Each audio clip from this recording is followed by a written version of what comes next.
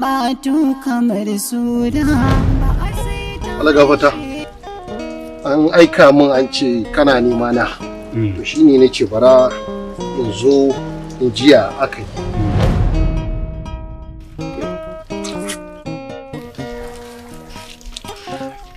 Allah gafata.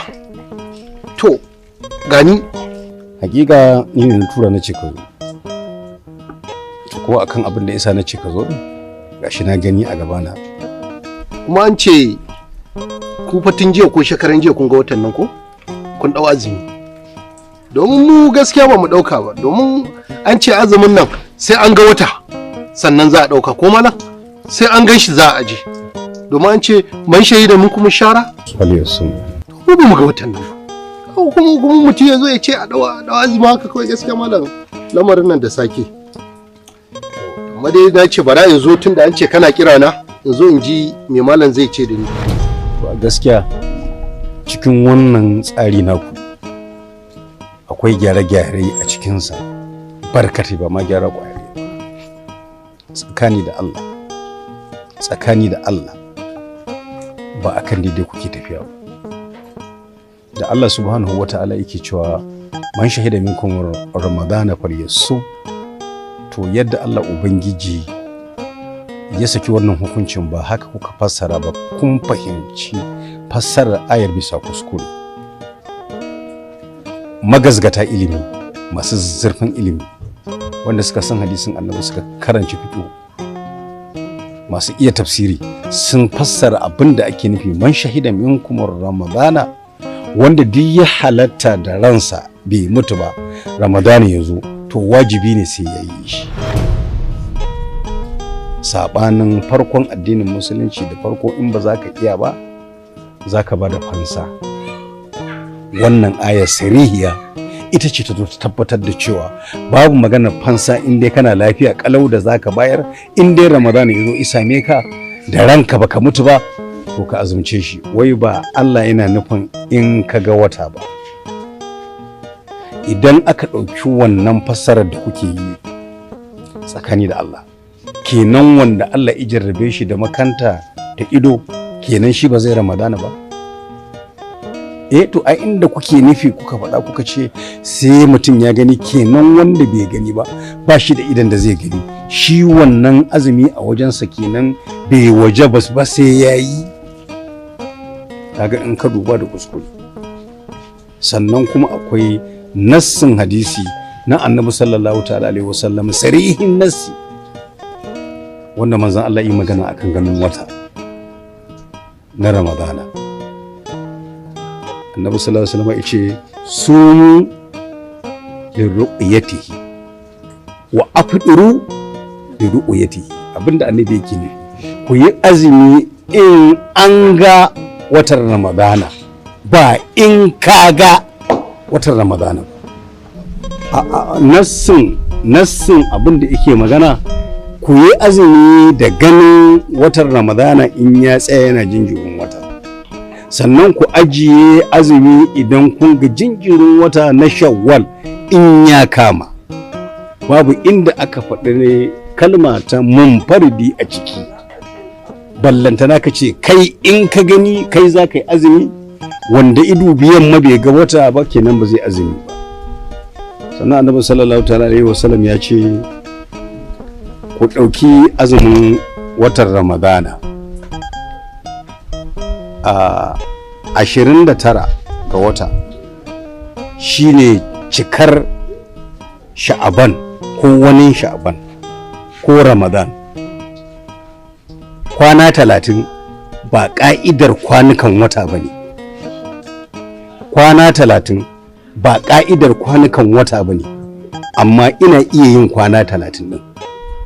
Amma asalinsa 29. Annabi sallallahu ta'ala alaihi wasallam har ya koma ga mahaliccinsa bai taɓa yin azumi 30 ba. Babu hujja ga mutumin da zai ce ba zai azumi 29 ba, duk wasu shekara in ta zo 30 zai yi. Tun da annabi sallallahu ta'ala alaihi wasallama ya rayuwarsa har ya koma ga Allah bai taɓa yin azumi 30 ba, 29 yi. Hujja annabi sallallahu ta'ala alaihi wasallam wata ƙariya ta faru tsakaninsa da matansa yace sai yayi wata guda bai shiga cikin gida ba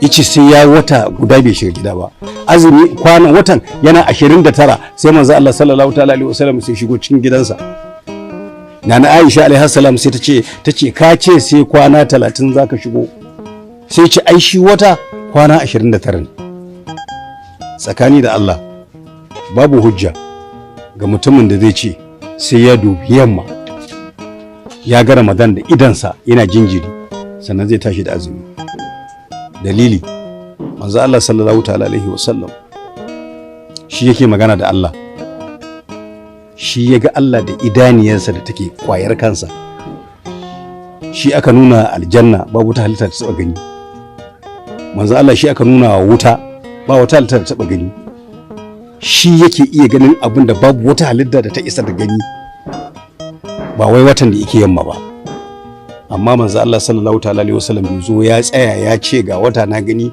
ku in yi azumi ba kuma ku in iya gani ne in kyan gani ne idan wata rada ce ko wata ala ake amfani da ita a ga wata to ai babu wanda ya fi manzo Allah sallallahu alaihi wasallama domin shi Allah ya tattare wa duk wata mu'ujiza inda mu'ujiza ake iya ganin wata yana iya gani yana kwarin Madina bai dau azumi ba bai ce a dau azumi ba aka samu wani balaraban karkara sahabinsa yazo ce ya rasulullahi mun ga watan Ramadana a ƙauye ba a cikin birni ba annabi sallallahu alaihi wasallam yace masa tashhadu an la ilaha illallah wa anni rasulullahi yace na'am yace na shaida ba wani ilahu in ba Allah ba kuma kai manzon Allah ne wannan shine hujja kawai shine dalili manzo Allah sallallahu alaihi wasallam yace ina Bilal yace da barka rasulullahi yace aje a haukan munbari a kirawo sallah a gaya wa mutane su tashi da azumi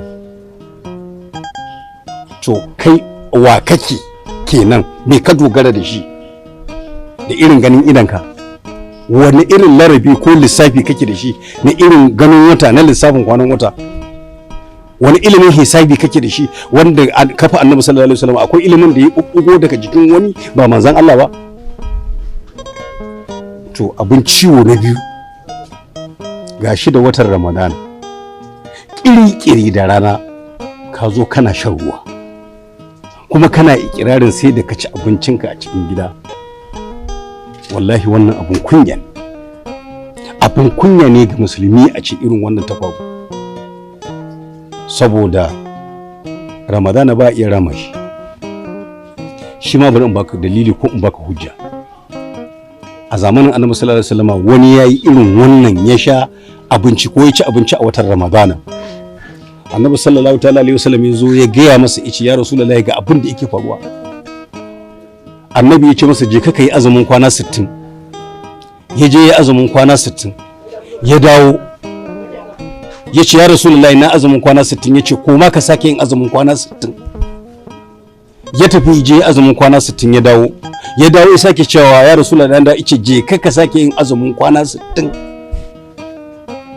a wannan 60 din ta ukunce bata kare ba sai ya mutu aka zo aka ce ya Rasulullahi mutumin nan da yake rama azumin watan Ramadana yau ya mutu sai Annabi ya ce ya mutu bai rama Ramadana ba ya mutu bai rama Ramadana ba a iya ramuwar azumin watan Ramadana ba a iya ramuwar watan azumin Ramadana ganganci muke wa kanmu to ni dai tsakani da Allah abin da nake so mu fahimtar da mu to mu koma wa me Allah yace me manzo Allah sallallahu ta'ala alaihi wasallam yace mu daina bin yan gangani ma wanda i faɗi ganin watan nan ba aqidan mu ɗaya da shi ba dan haka mu a bangaren mu ba mu gamsu da wannan ba dan haka mu muna nan kan bakan mu sai mun ga wata za mu ɗauka sai kuma mun gani za mu aji ganin wata ba shi da alaƙa da aƙida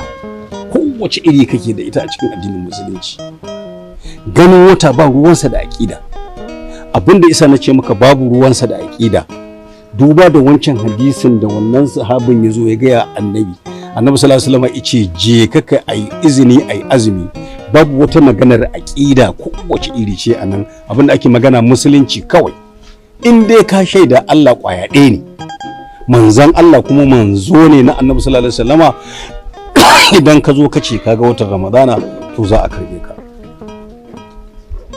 Wannan mutum da ije ga watan ramadana da izo shi ma dalili ne da ita shi bai zarce wajen kowa ba sai zarce wajen manzan Allah sallallahu alaihi wasallam, wajen annabi ya je. Annabi shine shugaban musulmi na wannan zamanin, shine shugaban na musulmi na kowane lokaci. Wannan kujera ta manzanta ta manzo Allah sallallahu alaihi wasallam ita ce ta zama khilafa ta sahabbai, ita ce ta zama khilafa ta tabi'ai, ita ce ta zama khilafa ta tabi'ina, ita ce ta zama khilafa ta sarakunan addinin musulunci na yanzu da kake gani wanda kake rainawa. Shi sa annabi sallallahu alaihi wasallam yake cewa addinu nasiha, addini gaba ki ɗinsa nasiha ne. Sahabbai suka ce ya rasulullahi liman, nasiha nan wa za a yi wa? Manzon Allah ya ce lillahi, za ka yi wa Allah nasiha, wali kitabihi wali rasulihi, za ka yi wa manzan littafinsa nasiha, za ka yi wa manzansa nasiha. Yace wali ayyimatul muslimina, da kuma shugabannin addinin musulunci. A ƙarshe yace wa amatihim, da kowa da kowa. To wa'annan shugabannin addinin musulunci na rantse da girman Allah, in ka ga yadda suke bin strategy, ma'ana in ka ga yadda suke bin marhala da irin wa'annan shugabannin addinin musulunci, sarakunan namu da ake kinyada da su ko ake raina su suke bi don tabbatar da ganin wata, wallahi sai ka tabbatar da cewa sun karɓi sunansu su ne khilafa, su ne halifa ta annabi sallallahu alaihi wasallam tun farko.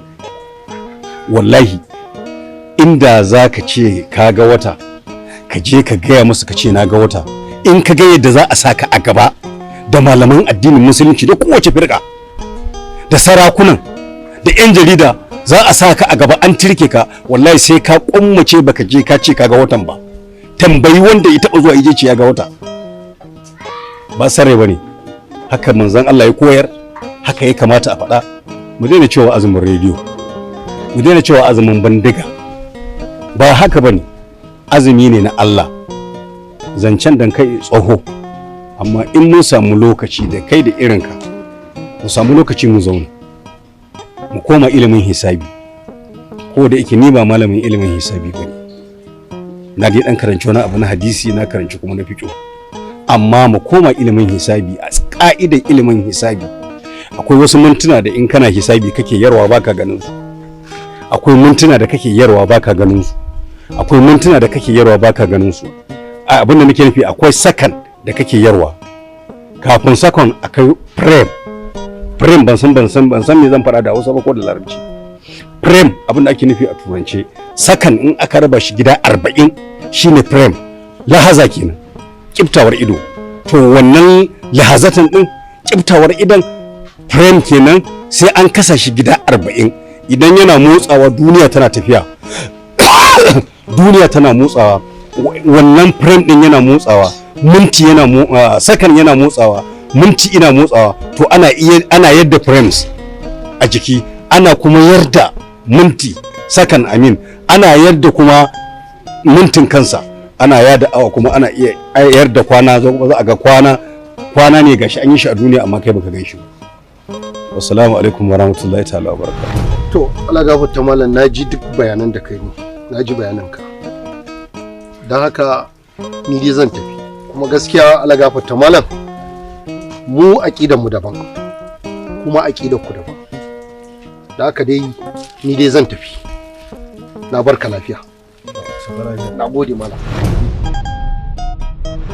Hannunka mai sanda baƙatu kamar suna, ba a sai ta harshe ba.